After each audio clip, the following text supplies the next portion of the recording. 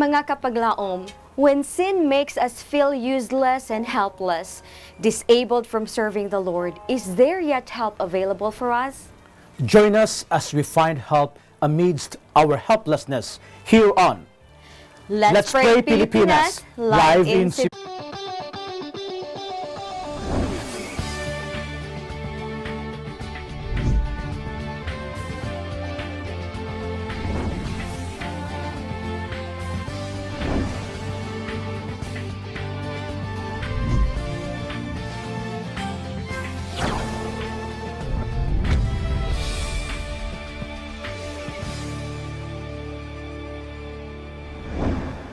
Blessed day everyone and welcome to Let's Pray Pilipinas. Kauban ninyo karon mga kapaglaom atong ginapasalamatan ang Dios sa iyang makanunayon nga pag-atiman sa atong tagsa-tagsa ka kinabuhi. And we are here again to unitedly come to Him with our petitions and praise, knowing nga siya gyud ang atong katabang in times of trouble. Yes, mga kapaglaom, good morning kaninyo tanan. We are live here in Cebu. Happy Thursday sa tanan natong mga viewers ni ini nga kabuntagon. Kamusta kamo sa inyong mga kahimtang dinha karon? Kami nagatuo nga anaunta kamo sa maayo nga kahimtang uban sa pagpanalangin sa atong buhi nga Dios. Sa dili pa kita magapadayon, amo mong hangyoon sa pagduko sa inyong mga ulo, magaampo sa kita. Let us pray. Father in heaven, we thank you so much, Lord, for this beautiful day. We thank you, Lord, for preserving our lives until this moment. Thank you, Heavenly Father, for the good night rest, for your blessings, for your love and care. And today, O Lord, as we start this Let's Pray Pilipinas program, we are praying for all our viewers. We are also praying for all our family members, loved ones, relatives, and friends, that as we unite ourselves together in praying and asking for your help, for bringing all the petitions before your throne of grace this early part of the day, we ask, Lord, for your blessings and your presence to be with us, that all of us will be blessed by the discussions and the lessons that we are about to hear. And I'm praying, Lord, for all the viewers wherever they are right now. Bless them, O Lord. We thank you, Lord, for answering our prayers. We ask this all in the loving name of Jesus we pray. Amen. Amen.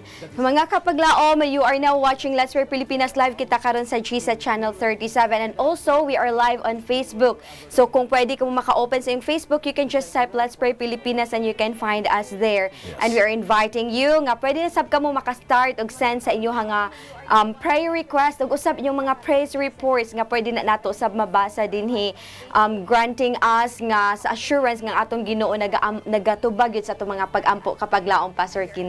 Yes, kapaglaom Joy, and I'm so happy to be with the Let's Pray Pilipinas this morning. Og alang sa atong mga viewers for your prayer request which are confidential. I-label lang kini nga confidential og ato sa gihapon kining pagadad-on sa atong pag-ampo of air. Yes, that's true kapaglaom, Pastor. And now to start off, let us begin with our first batch sa atong prayer request nga inyong gipadala sab dinhi mga kapaglaom. So we would like to read the prayer request coming from sender 5764. That's from Jovita Mansigin. Please i-appeal ko ninyo sa pag-ampo kay may sakit ko sa part sa akong lawas. So kapaglaom, Pastor, we may not know unsa ni, but we will be praying with you. Yes. And also coming from sender 7118, please pray for my Papa Julito Belenson na ay ubo, sakit sa iyang likod kapaglaom, Pastor, og ang iyang tilo usab na siya arthritis. Yes. And also we have prayer request coming from kapaglaom Elsie Lorejas. Magpa-pray siya nga maayo na siya sa iyang ubo. And also coming from Cecil David, please pray for me kay ginasumpong po ako sa iyang epilepsy kapag ang pastor og naga-seizure po siya. Yes. And also coming from sender 9743, please pray for FJ Cordita, 6 years old pa lang kini kapag laong pastor og naa siya hilanat og ubo og sipon. And also from sender 6917, please pray nga magbag-o na ang akong bana sa iyang bisyo. Grabe ni nga prayer kapag laong pastor, a very sincere prayer from a wife.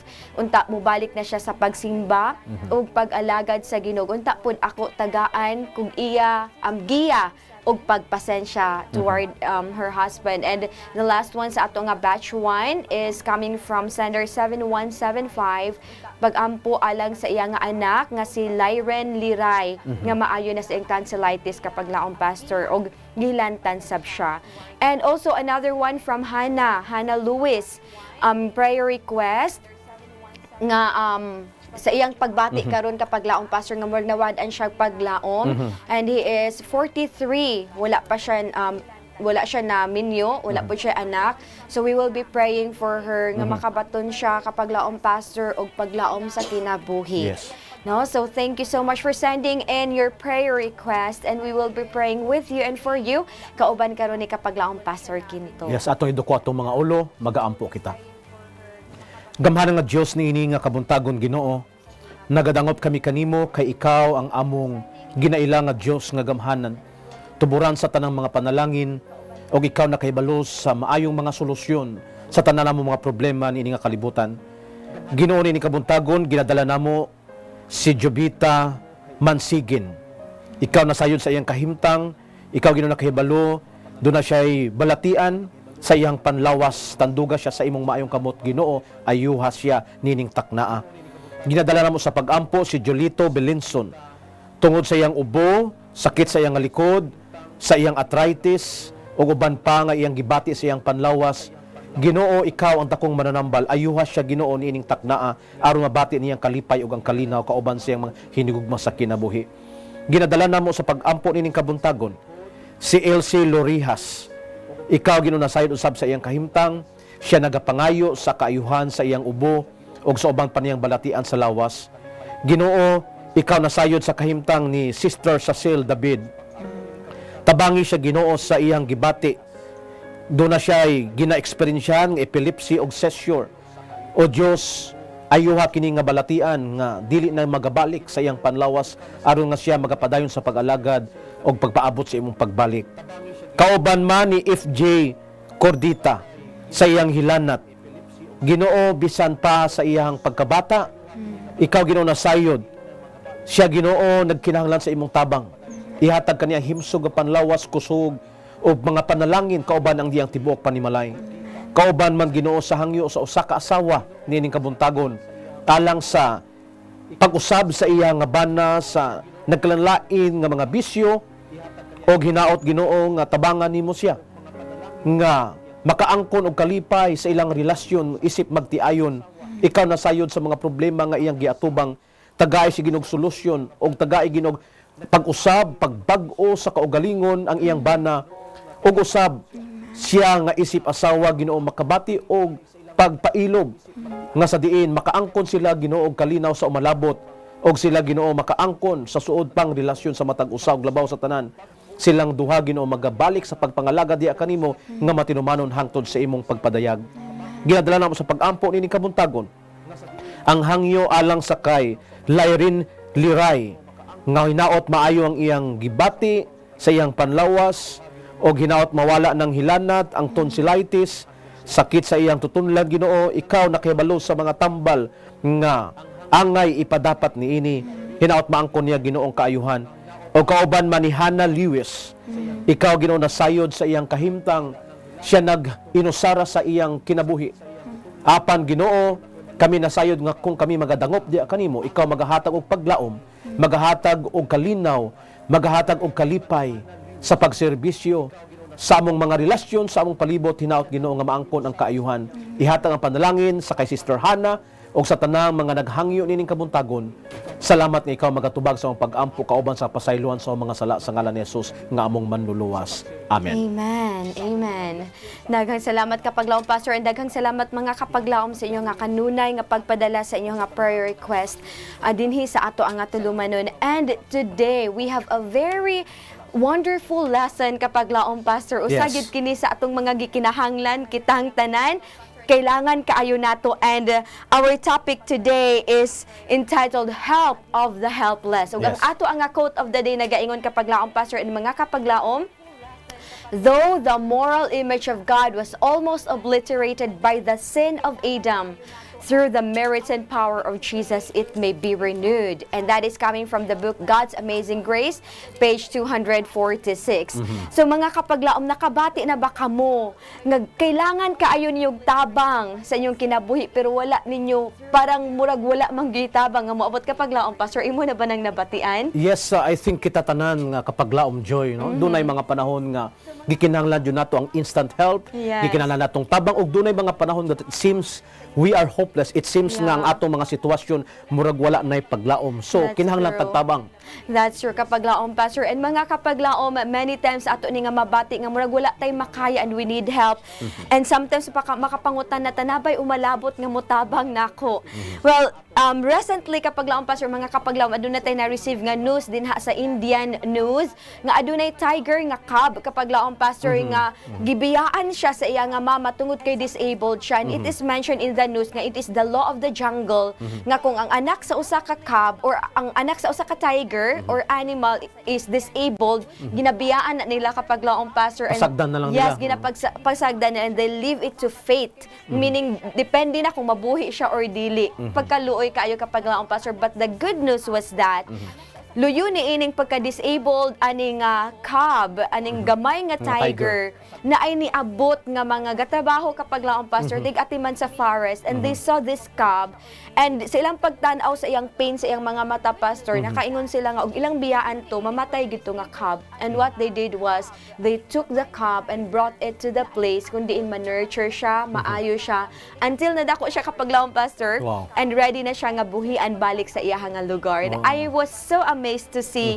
this news kapaglaom, Pastor. So naluwas ang maong cub. That's true. Wow. Yes, naluwa siya tungod sa kaluoy, Kaluoy. niining nag-abot nga duha nga nag-rescue niya. So thinking of this kapaglaom, Pastor, many times sa atong kinabuhi mga kapaglaom, we also feel helpless, especially because of sin. Yes, It's that's like kapaglaom, Pastor, nga ang sin gidisable ta niya, wala na tay mahimo diha sa Ginoo. Wala na gyud ang atong pagpakasala mga kapaglaom nakaputol sa ato nga pagka-able. Pero unsa man ang good news na ini mga kapaglaom, kapaglaom, Pastor, unsay good news ani nga bisag na disable ta sa sin, naabay ni abot nga tabang nato Yes, kapaglaom, that's Pastor. true. So ang atong discussion this morning mga kapaglaom, ma-relate nato sa news bago lang nga gisulti ni kapaglaom Joy nga sama sa gamay nga tiger nga gibiyaan sa iyang mga ginikanan kay because disabled siya. Kung atong pamalandungan mga kapaglaom, hopeless na ang iyang situation. O wala na jud siya, wala na to siya paglaom, wala na to siya pag-asa. Yes. Sama sa sitwasyon nato sa kalibutan, no, kining pag-abot sa sala, sa pagkahulog sa tao sa sala, we need a savior, we need Yes. a help mga kapaglaom, and that is the reason why ang Ginoo nagplano ni ining plano sa kaluwasan sa tanang mga katawhan, nagpadala siya sa iyang bugtong nga anak nga nagpakamatay sa cross for you and me to be saved. Nga kung hunaw-naon helpless kita ni ini nga Yes. kalibutan, wala na unta tay paglaom, apan pinaagi sa grasya sa Ginoo, kita nakaangkon ni ana nga tabang. Yes, that's your kapaglaom, Pastor, and mga kapaglaom. And now let's look at some of the results kapaglaom, Pastor, and mga kapaglaom sa resulta sa sin. Unsa man ang gibuhat sa sala nga nahimo man tang sama ni adto nga cub. What are the results of sin kapaglaom, Pastor, nga nahitabo? Yes, gusto nako i-mention ang ang upat ka mga resulta sa sala, no, because of sin nga niabot sa kalibutan, men fall to sin. Dunay upat nga akong i-mention. First, man's physical powers were weakened. Yes. So ikaduha, his mental capacity was lessened. Yes. So man's power was weakened, mental capacity was lessened, and his spiritual vision dimmed. O ang ikaupat, ang katapusan, he had become subject to death. No, so mao kini ang mga pipila ka buok, no, upat ka buok nga akong gusto i-mention nga because of sin niabot kini nga sitwasyon sa atong kinabuhi. Resulta kini ang atong power magluyan ang tawo, Yes. mo trabaho jud siya, unya ang Yes. mental capacity nato na lesson na, unya ang atong spiritual vision dim di kayo ta ka Yeah. kabalo, kaklaro sa Kung plano unsay sa Ginoo, kung unsay unsay himuon sakto. nga maayo, yes. And one thing major nga effect sa sin, Yeah. mga kapaglaom, kining kamatayon niabot ni nga kalibutan because of sin. Yes, that's true. And kapag laon, Pastor, mga kapag laon kun atong tan-awon, murag wala na gyud tay pulos. Di ba kapag laon, Pastor, wala naman tay mahimo. Di na ta maka-discern og unsa sa imaayong pamaagi ug unsa ang plano sa Ginoo. Wala na gyud tay pulos. Apan unsa man ang paglaom nato niining nawala nga kalibutan. Aduna ba tay paglaom bisan pa na sa nahitabo sa atong kinabuhi.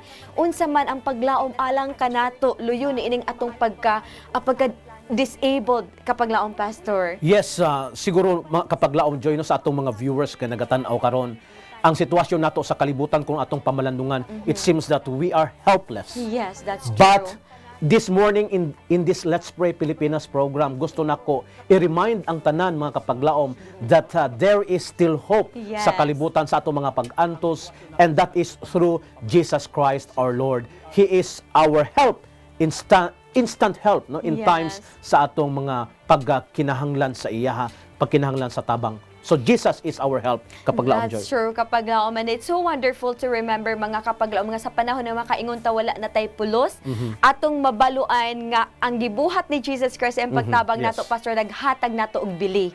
Yes. No, that is bili nga beyond pa sa makit-an sa tawo. And I praise the Lord for that kapag laom, Pastor. We come from like nothing, but Jesus Christ who made us came to redeem us and gave us that value Amen, amen. beyond anyone can even see. Yes, sa kapag laom Joy, kung ato bang pamalandungan pag-ayo Yes. sa situation nato sa atong kahimtang sa pandemic ron. Yes, Pastor. Nagkinahanglan tagtabang, no? That's Nagkinahanglan true. tagtabang. And daghan kayo kanato nga nagatanaw diha karon, og bisan pa siguro sa atong mga silingan nga atong mga ilan, mga friends, relatives, members of our family Yeah. that needs help That's at true, this very Pastor. present moment in this time of pandemic. Og dili nato kalimtan kapag laom Joy. You know, just like sa nahitabo atong tiger cub, Yes, no? yes, kapag Nga laom, Pastor. helpless na siya, wala na jud unta to, but niabot ang tabang, no? Niabot ang Yes. tabang. And in God's time, moabot sad ang tabang sa atoa if we continue our faith, di ta mawala ano paglaom diya sa Ginoo. Amen. Praise the Lord. And it's nice to remember, wonderful to remember kapag laong, Pastor, that we can actually do something to also lift others up gikan sa ilang pagka-helplessness. Yes, yes, It could that's be sa ato nga prayer, or maka-send ba ta og mga cards, maka-send ba ta og greetings. We may never know kapag laong, Pastor, even sa mga verses nga atong gipang post mga kapag laong. Yes, in social media. Yeah, in social media. Wa ta kabalo nga pag-post nato ana na day taong nga kinahanglan ana kayo, and at that moment you have saved her life or his life because of what you have written, what you have posted, and it's really wonderful. Well, kapag laong, Pastor, now when Jesus came to help us, unsa man gyud kapag laong, Pastor, ang reason ngano nga gianhi man gyud ta ni Jesus Christ beyond just giving us hope, unsa man ang rason nganong iya man gyud tang gianhi to redeem. Yes, gusto nako na sad muhatag kog 3 points. Yes, no, kapag 3 laom, points Pastor. kapag laom Joy og sa atong mga viewers ni kabuntagon nganong nianhi si Jesus to help us. Yes, of course, to help us, to save us sa atong sitwasyon, sa atong pagkahulog sa sala. But there's 3 points that I would like to emphasize. Kining una is to restore in man the image of his maker. Yes. Number 2, to bring him back to the perfection in which he was created. And the last one, to promote the development of body, mind, and soul, that the divine purpose in his creation might be realized. Amen. So, in other words, to restore man sa iyahang sitwasyon kaniadto before the Yes. fall of man dito sa Garden of Eden. So, for restoration, mo kanang tuyo sa Ginoo nganong nagpadala sa iyang bugto nga anak nga si Ginoong Hesus kapag laom Joy. Amen. Amen. That's so wonderful, mga kaigsuunan, mga kapaglaom nga atong mahinumduman karon nga luyo sa ato ang pagkawalay tabang. Tanaw nato sa walay mutabang nato sa ato ang mga defects, atong characters, but we always have help in Jesus Amen. Christ. We Amen. are not hopeless, mga kaigsuunan, mga kapaglaom. Kung sa tanaw nato sa atong kaugalingon wala tay tabang, but always in Jesus Christ we always have help. Yes. And He is our help in our helplessness. Yes, sa madugang ko kapag laom Joy, Yes, no? kapag laong, Pastor. Kung ang kalibutan is experiencing now this physical pandemic, no, Yeah. sa atong health crisis mga kapaglaom, but I would like to tell you nga kitang tanan is infected Yes. with a pandemic that started long time ago, even in the Yes. Garden of Eden. Yes. O ang virus, makisundili kining coronavirus, kay karon naman ni, but we call it sin virus. Yes. Sin virus. But we have a vaccine. The good news for all of us is that the vaccine of this sin virus is the blood of Jesus Christ in the cross of Amen. Calvary. Amen. Praise the Lord for that, mga kapaglaom. And praise God for that, kapaglaom pastor, for this wonderful news for all of us.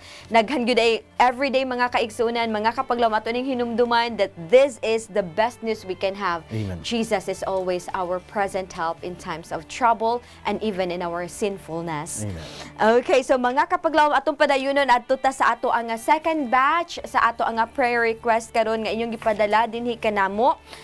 We have here a prayer request coming from sender 9492. Please pray for Angelica Manalo, kapag pastor, during her annual physical test. No, may nakita nga gamay nga buta sa iya nga eardrum o nakapangbukol sa iya nga right breast. Naay bukol usab sa iya nga right breast kapag laong pastor. We will be praying for this kapag laom. Also, coming from sender 070759. We will please continue to include in your prayers ay nga sister si Neneng Makanim for her complete healing and fast recovery. Naagyapon siya karon sa ICU kapag laong pastor sa Provincial Hospital sa Cagayan de Oro. And also coming from sender 4034, magpaampo siya sa iyang hilanat nga 1 week na. That is from Elder Ismael Fernandez. 1 week na siya nga gihilantan o ginaot nga maulian na siya kapag laong pastor. And also coming from sender 7238, please pray for Miss Rona Fermanes nga sana magkaroon na siya ng app to teach, no? Hinaot, yes. And also coming from sender 3525, na prayer request niya nga tani man negative siya sa nga swab test kapag laong pastor. Yes. And that is from Lowell. Oh, parihamog name kapag laong pastor is Lowell Silva. And also coming from sender 1778, mga kapaglaom niya, this is coming from Melsa Islawan. Magpa-continue siya og pray nga unta na siya maduulan karong sa anak nga day, no? Karong adlaw nga naa siya work. Wala na ko yung work, natanggal siya sa nga work kapag laom pastor. And yeah, and also mabalhin na unta siya. And ibalhin unta ko pero need niya kapag laom pastor og loan laptop nga naay internet connection, so hinaot makabaton siya ni para sa makatrabaho siya. Yes. And naa say pangbayad usab sa mga problema, no? Also coming from sender 9613, magpatabang siya og pray sa ilang nga church and church building kapag laong pastor. Og siguro na ibayranan sa ilang nga lot, hinaot nga mabayranan sab kini og sa ilang nga sakyanan para sa ministry. Magpa-pray siya para sa sakyanan sa church para sa ministry. Og sa iya dayon nga igsuon si Reco Pagaran for the complete healing. And also we have coming from sender 4034, that is coming from Elder Ismael Fernandez. Yeah, this is na-mention nato kaganiha. And another one from Krishina. That is gikan sa ato nga FB nga mga viewers kapag laong pastor. Okay. Thank you for sending them. We have from Krishina Pendon, special yang special someone kapag laong pastor nag-suffer of physical sickness, physical problem. Hinaot nga ma-overcome ni niya pinaagi sa tabang sa Ginoo. And also coming from Lourdes Gumana, nag-suffer siya karon sa iyang sinusitis kapag laong pastor og sa sakit sa iyang nga dalunggan. Hinaot nga makabaton siya og comfort and healing, restoration sa iyang nga ginabati. Also coming from Shirley Cabangal Digno, nagpa-pray siya sa iya nga tatay nga maayo na kini sa arthritis kapag laong pastor, and para sab sa iya nga family sa protection and healing. Also coming from kapag laong Eleanor Macarin, magpa-pray siya para sa iyang mother kapag laong pastor nga si Consolacion Neri, nga makaangkon siya sa complete recovery o healing from COVID, no? So and also another one coming from our kapaglaom Cherry Malaki, nagpa-pray siya sa iya nga father kapaglaom pastor nga nalipong last night ug taas ang iya nga blood pressure, so kailangan niya madala sa hospital. And we will be praying with you for him alang niini nga mga pag-ampo. Yes, napa ko idugang Yes, kapaglaom, kapag Joy. laong pastor, sure. Let us also pray, no, sa inyong mga prayers, diha, personal prayers. Si Sister Gwendolyn Jaime, kini siya atong leader diha sa Magikay. No? So naa siya sa balatian karon so ato siyang iampo. Iapil sa pagampo. Yeah, so mga kapaglaom, we are inviting you to pray with us as we pray with kapaglaom Pastor Quinto. Let us bow our heads. Gamanan nga Diyos, nining kabuntagon, nagapadayon kami sa pagdala sa mga hangyo sa imong mga anak, nining ika-second batch namo nga mga prayer request. O Diyos, ikaw nasayod sa naglain-laing mga kahimtang, among nadal sa pagampo si Angelica Manalo tungod sa ilang annual physical examination o ilang nabantayan nga duna siya dili maayo nga kahimtang sa iyang panlawas. Ikaw nasayod Ginoo sa iyang mga challenges nga ginaatubang karon. Panalangin niya siya Ginoo, ginapangayo niya ang miracle healing nga kining mga balatian mawala Ginoo aron nga siya makapadayon sa pag-alagad. Ginadala namo sa pagampo nining kabuntagon o Dios sinining makanim alang sa iyang complete healing, sa iyang fast recovery. Siya karon naagyapon sa ICU sa Cagayan de Oro. Og ikaw Ginoo na sayod sa iyang kahimtang, tanduga siya sa imong maayong kamot kay ikaw ang Dios nga dakong mananambal, walay imposible diha kanimo. Ginoo, ginadala namo sa pagampo si Elder Ismael Fernandez. Ikaw na sayod sa iyang kahimtang, siya dunay hilanat sa sulod na sa usa ka semana. Hinaot Ginoo nga maulian na siya, maayo na ug wala nay mga complication nga iyang mabati sa iyang panlawas. Ginadala namo sa pagampo ni kabuntagon si Rona Fermanis. Ikaw Ginoo nasayod sa iyang hangyo nga hinaot tudlo na siya, maka-appointment na siya sa pagtudlo o banpang trabaho. Ikaw Ginoo nasayod sa iyang gipangandoy, tabangi siya Ginoo nga kini nga mga pangandoy, mga plano masubay sa imong kabubuton. Tabangi Ginoo si Lowell Silva. Ikaw nasayod sa iyang hangyo nga ma-negative ang iyang swab result. Ginatugyan namo kini Ginoo sa imong mga kamot. Tabangi siya Ginoo. Kauban man ni Milsa Islawan, ginadala namo sa pagampo Ginoo nga hinaot karong adlaw makakaplag na siya og trabaho, makakaplag siya Ginoo og pamaagi nga siya masuportaran sa iyang gikinanglan financial o maangkon niya ang laptop, connection sa internet aron makapadayon siya Ginoo sa pagtrabaho sa bag-o niyang assignment. Hinaot Ginoo nga imo usab tabangan si Rico Pagaran sa iyang complete healing. Ikaw nasayod sa iyang kahimtang o sa iyang mga hangyo diha kanimo alang sa ilahang church building o project sa sakyanan. Hinaot nga tabangan nimo ang ilang ministry. Ginadala namo sa pagampo ni kabuntagon Ginoo ang hangyo ni Sister Lourdes sa iyang healing, sa iyang sinusitis. Hinaot nga tabangan nimo siya Ginoo. Kauban man ni Shirley Digno sa iyang hangyo alang sa iyang father sa pagkaayos sa iyang arthritis ug uban pa nga gibati sa panlawas. Kauban man ni Eleanor Makarig sa iyang mother, iyang ginahangyo Ginoo ang complete healing sa iyang gipangbati karon. Og sa among kapaglaom Cherry Manlaki sa iyang hangyo alang sa iyang father for healing. Ikaw Ginoo nasayod sa kahimtang, panalangin niya siya Ginoo, tabangi siya Ginoo. Og kauban man ni Christina sa iyang special someone. Ikaw nasayod sa ilang kahimtang, ihatag ang kaayuhan, ihatag ang panalangin, suportari sila og solusyon sa mga problema ng ilang ginatubang karon. Kauban man ni Sister Gwendolyn Jaime, ikaw Ginoo nasayod isip pangulo sa iglesia, tabangi siya Ginoo nga maangkon niya ang complete healing kauban sa iyang tibuok panimalay, suportari sa ilang mga kinanglanon og hinaot Ginoo nga imong lig-unon iyang pagtuo og ihatag ang kusog sa iyang panlawas. Salamat nga ikaw magatubag nini ang mga paghangyo, ginatugyan namo kining tanan Ginoo sa imong mga kamot. Amo kini ginapasalamatan sa ngalan ni Jesus nga manluluwas. Amen. Amen. Amen. Daghang salamat mga kapaglaom sa inyong pagpakig-uban kanamo ni ini nga kabuntagon. And before that, I would like to read kapaglaom Pastor a very wonderful quote nga gihatag nga paglaom usab alang natong tanan.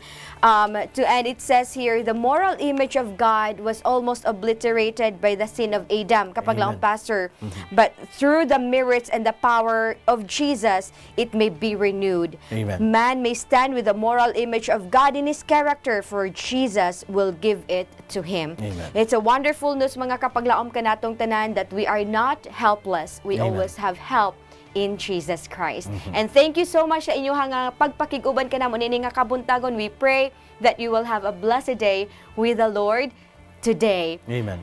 And to end, it is said here, the only begotten Son of God came to this world to redeem the fallen race. He has given us evidence of His great power. He will enable those who receive Him to build up characters free from all the tendencies that Satan reveals. Amen. Yes, mga kapaglaom, let us come to Christ just as you are, weak, helpless, and ready to die. Cast yourself wholly on His mercy. There is no difficulty within or without that cannot be surmounted in His strength. Amen. This is your Kapaglaom today. Mga Kapaglaom, Joy inviting you to rest upon the Lord and wait patiently for Him. Yes, mga kapaglaom, thank you so much for joining us. And this is your kapaglaom, Pastor Quinto, saying, let's pray without ceasing. Kami inyong kaabag sa pag-ampo, dinhilang sa Let's Pray Pilipinas, where you don't have to pray alone.